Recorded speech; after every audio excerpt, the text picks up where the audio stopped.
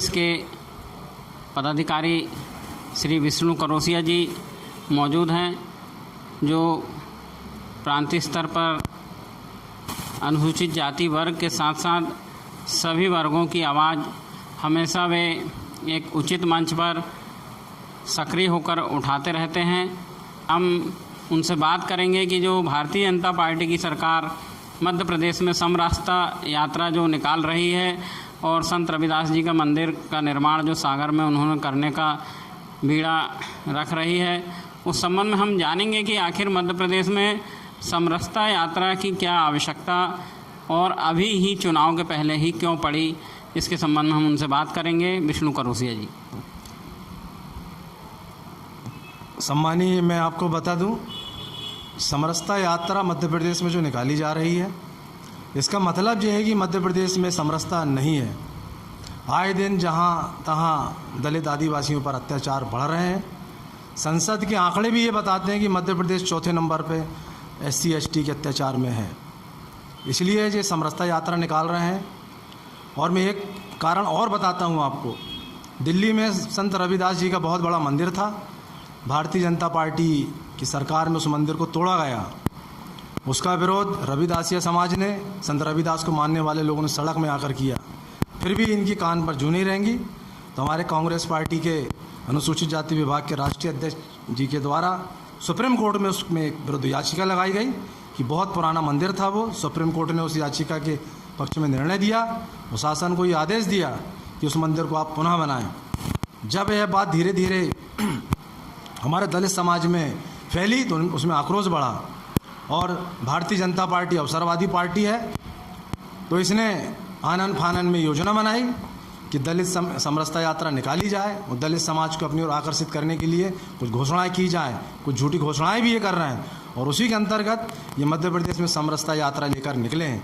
लेकिन देखा जा रहा है कि उस समरसता यात्रा में भी दलित समाज के लोग कम, भारतीय जनता पार्टी के नेता सामने सामने आकर फ़ोटो खिंचाने की राजनीति कर रहे हैं। तो फोटोबाजी की राजनीति, दिखावे की राजनीति इन्होंने की है और आगे भी कर रहे हैं। और दलित समाज को ठगने के लिए, आकर्षित करने के लिए ये समरसता यात्रा निकाल रहे हैं। आज मध्य प्रदेश में इतने अत्याचार बढ़ रहे हैं। आपने देखा होगा किस तरह से एक हमारे आदिवासी युवक के ऊपर भारतीय जनता पार्टी के कार्यकर्ता पेशाब करता है और ये मुजोरी करते हैं। और इनके कार्यकर्ता जहाँ तहाँ कहते फिर रहे हैं पेशाब करना कोई अपराध नहीं है, जबकि SC ST एक्ट में, एट्रोसिटी एक्ट में साफ प्रावधान है। अगर कोई ऐसी घृणित कार्य करता है, अमानवीय कार्य करता है, तो उसे तुरंत गिरफ्तार किया जाना चाहिए। और कांग्रेस पार्टी ने हमेशा ऐसी घटनाओं का विरोध की है। ताज़ा एक उदाहरण और मिला देखने में कि हमारे दलित समाज के एक युवक के ऊपर मल खिलाया जाता है उसको बैठाल करके।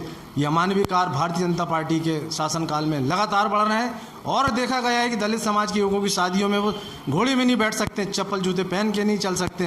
कांग्रेस पार्टी के शासन में जब भी ऐसी घटना होती थी त्वरित कार्रवाई होती थी, लेकिन भारतीय जनता पार्टी के शासन में घटनाओं की पुनरावृत्ति पे पुनरावृत्ति हो रही है और ये लोग कोई कार्रवाई नहीं कर रहे हैं।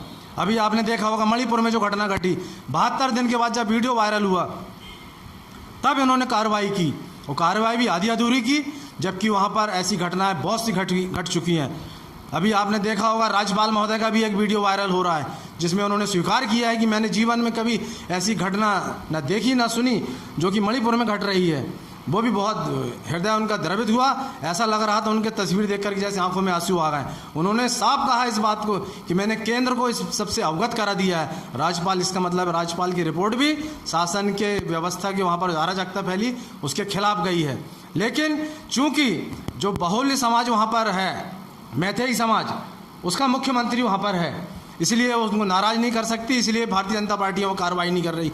जबकि तुरंत वहाँ की सरकार को बर्खास्त किया जाना चाहिए जिस ढंग से अराजकता मची हुई है। सैनिकों के हथियार वहाँ लूट लिए गए हैं, पुलिस स्टेशनों के हथियार लूट लिए गए हैं और उग्रवादी लोग वहाँ पर खुलेआम तांडव मचा रहे हैं। तो मैं ये कहना चाहता हूँ यहाँ पर, जैसा कि आपने पूछा, जिस समरसता यात्रा से आपका प्रश्न शुरू हुआ था, लेकिन बात इतनी लंबी है और इतनी महत्वपूर्ण है कि बहुत आगे तक चली जाएगी। जी आरक्षण को भी छेड़छाड़ कर रहे हैं। मणिपुर की घटना जो है आरक्षण, उसका मूल आधार आरक्षण है। अभी 2-4 दिन पहले और एक आंदोलन कश्मीर में हुआ। कश्मीर में भी कोई ऐसी समाज है, मुझे पूरी जानकारी तो अभी लग नहीं पा रही, लेकिन मैंने सोशल मीडिया में देखा, वहाँ के भी दलित वर्ग के लोग, आदिवासी वर्ग के लोग वहाँ पर आंदोलित हैं। वोट बैंक के लिए वहाँ पर निकट भविष्य में कश्मीर में चुनाव होने वाले हैं, इसलिए ये लोग कुछ जातियों को अपने लाभ लेने के लिए आरक्षण में दायरे में ला रही है, उसका भी विरोध हो रहा है। ये लोग जानबूझकर इस देश को ऐसी आग में झोंकना चाह रहे हैं ताकि ये यहाँ का सौहार्दपूर्ण वातावरण बिगड़े।